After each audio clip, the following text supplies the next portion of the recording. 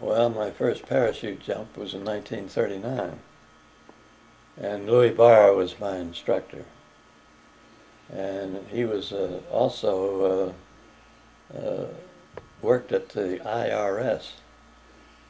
And so it was a good idea to become friends with Louis Barr. And so he taught me all about parachuting because he was doing that. He'd jump at the Cleveland National Air Races.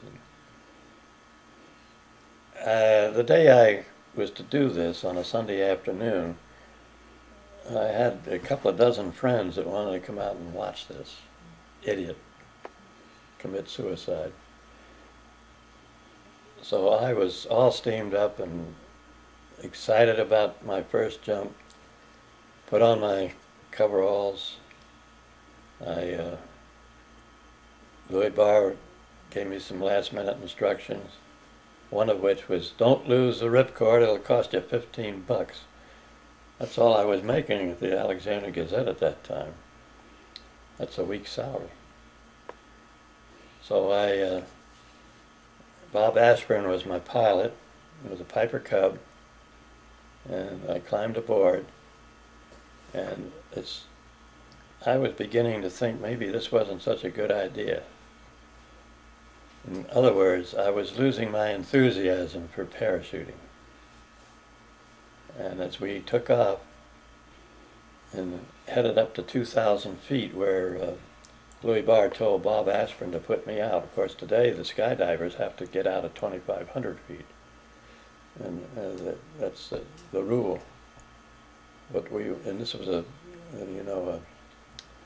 manually operated equipment. It wasn't a static line or anything like that. And as we went up to 2,000 feet, I was trying to make up my mind whether to quit the whole thing and face my friends down below that were waiting anxiously to see me drop. But I told Bob that it looked awful close. Take it up to 3,000 feet. And he said, well, I can't do that. Louis told me where to drop you to 2,000. If I go up to 3,000 feet, the wind will be different direction, different strength.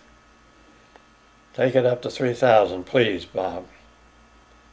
So we went up to 3,000 feet. His last words to me were, Greenwood, if you tangle up in the tail of this airplane, you and the airplane are going down together because I'm bailing out. Not exactly a confidence builder. But I got out, and he spotted me over the same place where he would at 2,000. And sure enough, I dropped about 500 feet and got the chute open. And the wind was at a different direction, and it was a hell of a lot harder. More velocity. And I sailed right over the airport. And I landed about a mile, a little over a mile from the airport behind a new motel that had just opened.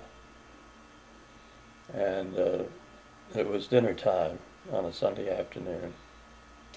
And I landed in a heap just about less than 50 yards from the back of the motel, where the dining room was. And the people saw this guy drop out of the sky and they thought I was bailing out of a disabled airplane. And they came charging out. And leading the pack was my boss at the Alexander Gazette, complete with a napkin and tucked in his collar. And he said, Greenwood, what in the hell are you doing? And I was so delighted. I had just made my first parachute jump, Jack. And Jack said, and your last, if you're going to work for me. I don't want any nuts on my staff. But eventually he relented. I talked him into letting me go ahead and make the Sunday afternoon jumps, which I did. And I got an hour of flight instruction for every jump. I was getting an hour of instruction. That's how I learned to fly. The first 10 hours, anyway. That's an amazing story there. And I know that you went on to have a career as a, quote, daredevil, close quote, doing parachutes around the Middle Atlantic, Virginia area. Oh yeah, down south into Florida and west as far as St. Louis.